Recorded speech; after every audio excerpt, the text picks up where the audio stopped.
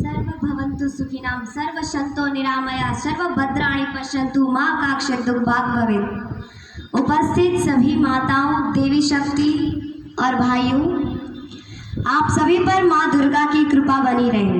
मेरा नाम संध्या आर्य, मैं भोजपुर से आई हूँ। वैसे तो मैं इतनी ज्ञानी नहीं कि सभा और समाज को संबोध कर सकूं, परंतु फिर भी मैंने मेरे जीवन में जो ज्ञान प्राप्त किया है वो आपके समक्ष 15 मिनट लेकर के प्रस्तुत करना चाहती हूँ, समर्पित करना चाहती हूँ। तो मुझे गर्व होता है ऐसे देश में कि मैंने ऐसे देश के अंदर जन्म लिया जिस देश के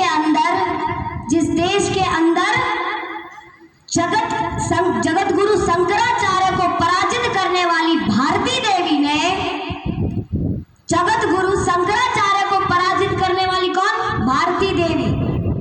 जनक की सभा में याज्ञवल्क्य को चुनौती देने वाली गार्गी, युद्ध क्षेत्र में बड़े बड़े शूरवीरों के दांत खट्टे करने वाली झांसी की रानी देवी आदि देवियां और महारानी कैकेयी ने स्वयं अपने पति दशरथ का साथ देकर के युद्ध में भाग लिया और युद्ध को जिताया। मां दुर्गा ने महिषासुर आदि असुरों का मर्दन किया और देवताओं का रक्षण किया। माता सीता पिनाक जैसे धनुष्य को स्वयं सहज भाव से उठा लिया करती थी। ऐसी थी नारी शक्तियां। भगवान श्री कृष्ण के साथ भी माता रुक्मिणी ने कई युद्ध में भाग लिया था और युद्ध लड़े थे। सती सावित्री जैसे कई उदाहरण आपके समक्ष है, जिन्हें विचार कर जिनकी बात सोच करके गर्व होता है कि हमने ऐसे देश में जन्म लिया है जिस देश में ऐसी नारी शक्तियां हैं। परंतु आज के समय में देखें तो क्या, आज की दशा देखें तो उन सभी नारियों के हाथ काट दिए गए हैं और उन्हें अबला कहकर के तबला बना दिया गया है। और कुछ मानसिकताएं हो चुकी हैं बहनों, कुछ मानसिकता है। क्या मानसिकता है? कहते हैं गड्ढे को पार करने के लिए आउच करती है, एक गड्ढे को पार करने के लिए आउच करती है और सामने वाले की ओर कातर दृष्टि से देखती है। और फिर अगर सामने कोई कॉकरोच या कोई छिपकली आ जाए तो हाथ फेल होने का डर रहता है। आज ऐसी मानसिकता बन गई है। अरे बहनों, आप दुर्गा शक्ति हो, मत बनो अबला, मत फंसो इस समाज में। ये समाज अधर्मी है, जगाओ इस समाज को। ये मूर्ख समाज फंसा पड़ा है। अपने आप को अबला मत समझो, सबला समझो अपने आप को और जगाओ इस मूर्ख समाज को। अपने अंदर की दुर्गा शक्ति को ऊर्जित करके दिखाओ कि हम कौन है, हमारा अस्तित्व क्या है इस देश में। जागृत करके दिखाओ अपनी शक्ति को। इनकी बातों में फंसो मत। आज ये मानसिकताएं क्यों देखने को मिलती है, बताओ जरा, क्यों है यार ऐसी मानसिकताएं? मैं निवेदन कर दूं आपके समक्ष कि यदि आपने वैदिक सिद्धांत को अपने जीवन में अपनाया होता, आपने यदि वैदिक सिद्धांत को अपने जीवन में अपनाया होता तो निश्चित रूप से नारी और समाज की आज ये दशा देखने को नहीं मिलती है। हमारी कुछ मान्यताएं हुआ करती थी लोगों। क्या मान्यताएं हुआ करती थी? सुनिएगा ध्यान से कि 5 वर्ष तक गर्भ से लेकर के 5 वर्ष तक संतान का निर्माण कौन करे? माता करे। कौन करे? गर्भ से लेकर 5 वर्ष तक संतान का निर्माण माता करे और 5 वर्ष से लेकर के 8 वर्ष तक संतान का निर्माण पिता करे। देवनागरी हिंदी भाषा आदि ज्ञान कौन कराए? बोध, पिता बोध कराए। और उसके बाद जब बच्चा बेटी हो या बेटा 8 वर्ष का हो जाने पर उंगली पकड़ करके गुरु के कुल में, कहां पर? गुरुकुल में भेजा जाए। ये थी मान्यताएं पहले।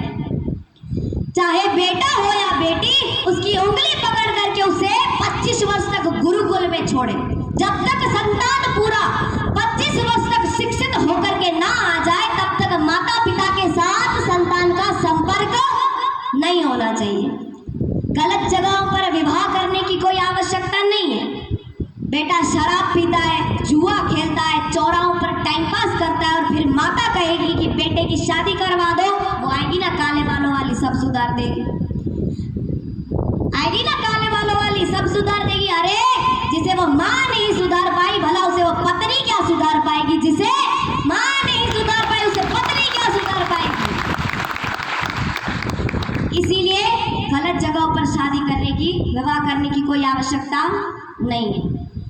अरे 2.5 साल के बच्चे के पीछे 10 किलो का बैग लाद करके वैन में बिठाती है माँ, स्कूल भेजती है और फिर माँ लंबी सांस लेकर के कहती है चलो 3 बजे तक तो जान छूटी बेटे से, और फिर जब ये बड़े हो जाएंगे तब 10-20 हजार रुपए रह करके वृद्धाश्रम छोड़ करके पीछा छुटा लेंगे या नहीं छुटा लेंगे। इसीलिए निवेदन कर दूं कि गलत जगहों पर विवाह करने की और गलत जगहों पर फंसने की आवश्यकता नहीं है। मैं निवेदन कर दूं आपके माध्यम में कि संतान का निर्माण केवल आचार्य, गुरु और शिक्षक के हाथ में नहीं होता। संतान का निर्माण माता पिता के भी हाथ में होता है। अगर माता पिता ही स्वयं अंधकार में फंसे रहेंगे, अंधविश्वास में फंसे रहेंगे तो संतान को खाक देंगे। अच्छा पहले मुझे ये बताओ कि मनुष्य श्रेष्ठ कैसे बनता है? मनुष्य श्रेष्ठ कैसे बनता है बताओ। देखिए, मनुष्य विद्या से श्रेष्ठ बनता है। किससे? विद्या से। और अगर विद्या श्रेष्ठ होगी तो विचार भी बोलो श्रेष्ठ होगी। विद्या श्रेष्ठ होगी तो विचार श्रेष्ठ होंगे, और विचार श्रेष्ठ होंगे तो संस्कार श्रेष्ठ होंगे, और संस्कार श्रेष्ठ होंगे तो बोलो कर्म श्रेष्ठ होंगे, और कर्म श्रेष्ठ होंगे तो परिणाम श्रेष्ठ होगा जो आपके समक्ष है। हम सब संस्कार श्रेष्ठ होंगे तो कर्म श्रेष्ठ होंगे, और कर्म श्रेष्ठ होगा तो परिणाम श्रेष्ठ होगा। हम सब यहाँ एकत्र हुए, हम सब यहाँ एकत्र हुए हैं। क्यों? सब साथ एकत्र हुए हैं इतनी संख्या में। किसकी तो सोच होगी ना, कम से कम एक किसी की तो सोच होगी ना ये। इसीलिए मनुष्य विद्या से श्रेष्ठ बनता है। इसीलिए तो चाणक्य ने स्वयं कहा है, चाणक्य ने क्या कहा है? चाणक्य नीति कहती है येषां न विद्यां न तपो न दानं न ज्ञानं न शीलं न गुणो न धर्मं ते मृत्यु लोके भुवि भारती आयु मनुष्य रूपेण मृग चरन्ति। चाणक्य कहते हैं कि जिस मनुष्य के पास न तो विद्या है, न तप है, किसी भी प्रकार का धर्म नहीं है, ना कोई ज्ञान है, वो मनुष्य इस भूमि पर भार के समान है और मृग के समान इस धरती पर रहता है और खाता पीता है। जिस मनुष्य के पास क्या नहीं है? विद्या आदि धर्म नहीं है। स्वयं शास्त्र भी कहते हैं, शास्त्र के अंदर भी लिखा है क्या? विद्या ददाति विनयं विनयात याति पात्रतां पात्रतां धनम आपनोति धनात् धर्मं तथा सुखम्। यहाँ देखिए विद्वान कितने पक्के की बात करता है। विद्वान कहता है यहाँ पर कि विद्या ददाति विनयं, विद्या से क्या? विनय। विद्या से विनय। और जिस व्यक्ति के पास विनय नहीं, उसके पास विद्या नहीं, उसके पास कुछ और हो सकता है लेकिन विद्या नहीं हो सकती। विद्या से विनय, विनय से पात्रता, पात्रता से धन, और धन से हमें धर्म करना है, और उस धर्म से हमें क्या प्राप्त होगा? सुख प्राप्त होगा। क्या प्राप्त होगा? धर्म से सुख प्राप्त होगा। तो यहाँ पर डायरेक्टली सुख किससे प्राप्त हो रहा है? किससे प्राप्त हो रहा है डायरेक्टली सुख? बताओ। धर्म से प्राप्त हो रहा है, विद्या से नहीं हो रहा। विद्या तो अन्न भी देती है, धन भी देती है, मुक्ति तक का रास्ता भी देती है, मान प्रतिष्ठा भी देती है, लेकिन यहाँ बात करें तो सुखस्य मूलम धर्मम। यहाँ धर्म सुख देता है। धर्म क्या है? ध्रियते अन्य लोके धारणातिथि धर्म आहु, जिससे संपूर्ण ब्रह्मांड को धारण किया जाए। धृति समाधमो असत्य सोचम इंद्रिय निग्रह निर्विद्या सत्यम क्रोधम दशक धर्म लक्षणम। सत्य बोलना, चोरी न करनी, असत्य न बोलना, निंदा न करनी, क्षमा की क्षमता होनी चाहिए, आदि 10 लक्षण धर्म के होते हैं। वो अगर आपके अंदर होंगे तो उसे धर्म कहते हैं। सुखस्य मूलम धर्मम। कमाल की बात है ना कि धर्म सुख देता है। फिर भी अफसोस की बात है, आज का व्यक्ति किस में सुख देखता है? धन में। किस में? धन में सुख देखता है। एक समय था, देखिए एक समय की बात करें तो प्राचीन काल के समय में व्यापारी से पूछे कि भाई साहब मिलावट करते हो? तो क्या बोलेगा जानते हो? बोलेगा हाँ। नहीं, बोलेगा मैं मिलावट नहीं करता, मैं तो बाल बच्चे वाला हूँ, मैं क्यों मिलावट करूँ। और अगर आज के जमाने के व्यक्ति से पूछोगे, भाई व्यापारी से पूछोगे कि मिलावट करते हो, तो क्या बोलेगा पता है? अरे मैं भी तो बाल बच्चे वाला हूँ, मिलावट ही करूँगा ना, मिलावट नहीं करूँगा तो कैसे चलेगा। तो आप इन दोनों के अंतर देख लीजिए बस। अगर आपने इन दोनों के अंतर को जान लिया तो आपको पता चल जाएगा बस क्या कि धर्म क्या है। आज के लोगों को पता कैसे नहीं चला कि धर्म क्या है? लोगों को पता क्यों नहीं है कि असली विद्या कौन सी है? क्यों? क्योंकि लोगों के पास शास्त्र का कोई ज्ञान नहीं है। मैं तो कहती हूँ कि हमारी संस्कृति शस्त्र और शास्त्र की रही है, हमारी संस्कृति शस्त्र और शास्त्र की रही है। माँ दुर्गा ने भी अपने हाथ में त्रिशूल को धारण किया है और इन अधर्मियों का नाश किया है। इसीलिए उठाओ शस्त्र और शास्त्र का भी ग्रहण करते चलो। जो धर्म के मार्ग पर बाधा आ रहे उन अधर्मियों का नाश करो, ये हमारा कर्तव्य बनता है। तो हमारी संस्कृति शस्त्र और शास्त्र की रही है। क्यों? क्योंकि शस्त्र हमें धर्म की रक्षा करना सिखाते हैं और यही शास्त्र हमें धर्म का आचरण करना सिखाते हैं। इसीलिए दोनों की आवश्यकता है। देखिए, एक समय था जब शस्त्र और शास्त्र का रथ दो पहियों पर गतिमान था, तभी आर्य तक सभी भूस्थलों पर सूर्य की भांति तपता था। सारे भूस्थलों पर सूर्य की भांति तपता था। योगीराज कृष्ण से लेकर के महायोगी शिव ने तक अपने एक हाथ में शस्त्रों को धारण किया है और अपने दूसरे हाथ में शास्त्रों को धारण किया है। स्वयं योगीराज श्री कृष्ण का श्लोक भी उद्देश्य करता है क्या? यदा यदा हि धर्मस्य ग्लानिर्भवति भारतस्य अभ्युत्थान तदात्मस्य सृजाम्यहं परित्राणाय साधूनां विनाशाय च दुष्कृताम्।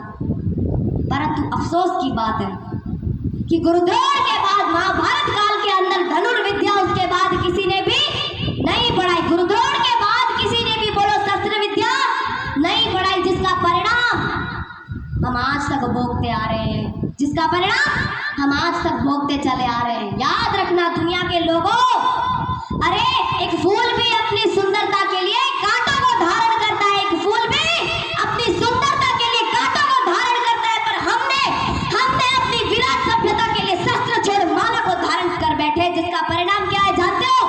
जिसका परिणाम है हम गुलाम कितने साल रहे? ईमानदारी से बता दो, गुलाम कितने साल रहे? अरे अंग्रेजों ने बंदूकों के बल पर 200 वर्ष हमें गुलाम रखा, मुगलों ने 700 वर्ष तलवारों के बल पर गुलाम रखा और हम ऐसे ही बैठे रहे निशस्त्र। ये होता है निशस्त्र होने का परिणाम, ये होता है निशस्त्र होने का परिणाम, शास्त्र ना उठाने का परिणाम। इसीलिए मैं कह दूं आपसे कि देश के लिए समर्पण होना चाहिए, राष्ट्र के लिए समर्पण होना चाहिए। समर्पण से याद आया त्याग। रामायण के अंदर देख लीजिए, एक उदाहरण ले लेते हैं समर्पण से, त्याग से याद आया कि रामायण के अंदर आजकल तो बेटे अपने पिता की मर्यादा भंग करने पर तुले रहते हैं और बेटियां उनसे कम से कम 4 कदम आगे हैं। पर राम वहां कहते हैं कि रघुकुल रीति सदा चली आई, प्राण जाए पर वचन न जाए। राम ये कहते हैं वहां पर। अरे एक पिता के संकेत मात्र से राम बिना चप्पलों के एक भाई और एक पत्नी को लेकर वन वन में भटके, केवल संकेत मात्र से। उसके पिता ने नहीं कहा था कि तू वन में जा राम, लेकिन नहीं, केवल संकेत मात्र से सारी अयोध्या का राजभोग राजपाट का त्याग करके बिना चप्पलों के एक भाई और एक पत्नी के साथ वन वन भटके राम। और जब लंका जीत ली राम ने, तब लक्ष्मण कहता है भैया एक बार मुंह फेर करके तो इस लंका को देखो, ये अद्भुत सोने की लंका को देखो।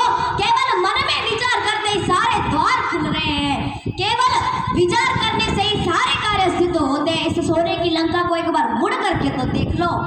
राम ने मुंह फेर करके कहा लक्ष्मण को कि अपि स्वर्णमयी लंका न में लक्ष्मण रोचते मम जननी जन्म भूमि स्वर्गदा अपि करीयसि।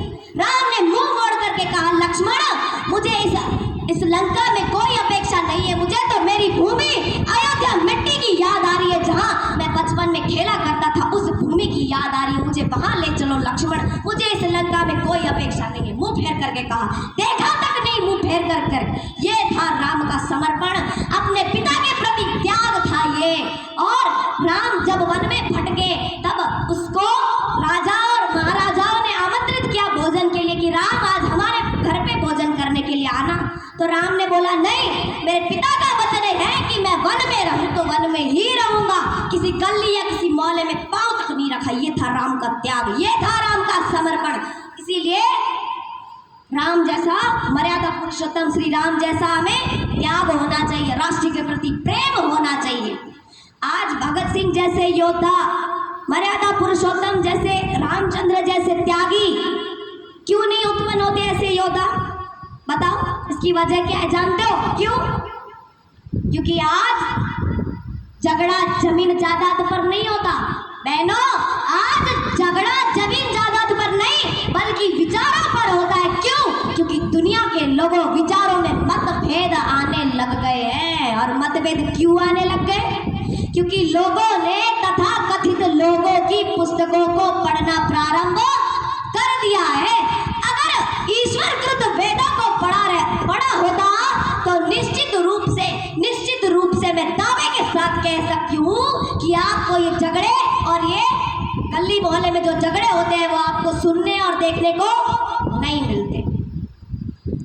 तो मैं अंतिम बात कह देती हूँ आपसे, फिर मैं अपनी वाणी को विराम देती हूँ कि अगर आप चाहते हैं कि हमारी संतान भगत सिंह जैसी बने, माँ दुर्गा जैसी शक्ति हमारी कन्या बने, तो मैं निवेदन कर दूं आपसे कि जो ये महापुरुष हो चुके हैं, जो ये आद्य शक्तियां हो चुकी है, जिनका बलिदान दिवस मनाया जा रहा है, जिन शहीदों की वीर गाथाएं गाई जा रही है, आप उनका सम्मान करो तो निश्चित रूप से आपकी संतान भी वही बनेगी।